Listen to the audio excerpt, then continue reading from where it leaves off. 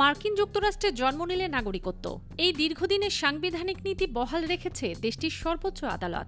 ফলে president Donald ট্রাম্পের জন্মসূত্রে নাগরিকত্ব সীমিত করার উদ্যোগ বড় ধাক্কা খেয়েছে।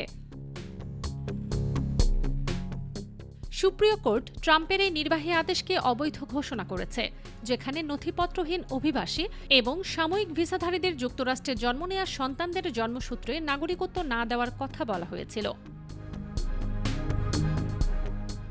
রায়ে প্রধান বিচারপতি জন রবার্টস সহ ৫ বিচারপতি মত দেন যে মার্কিন সংবিধানের ৪র্দশ সংশোধনী যুক্তরাষ্ট্রে জন্ম নেওয়া ব্যক্তিদের নাগরিকত্বের সাংবিধানিক অধিকার নিশ্চিত করে।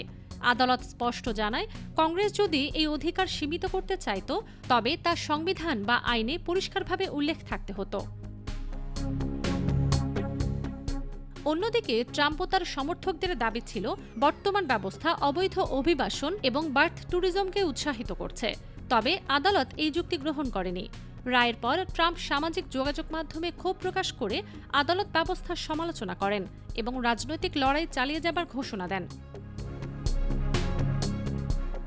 বিশ্লেষকদের মতে এই রায় শুধু ট্রাম্প প্রশাসনের জন্য বড় আইনি ধাক্কাই নয়, বরং যুক্তরাষ্ট্রে জন্মসূত্রে নাগরিকত্বের শতাধিক বছরের সাংবিধানিক ঐতিহ্যও পুনরায় নিশ্চিত করল।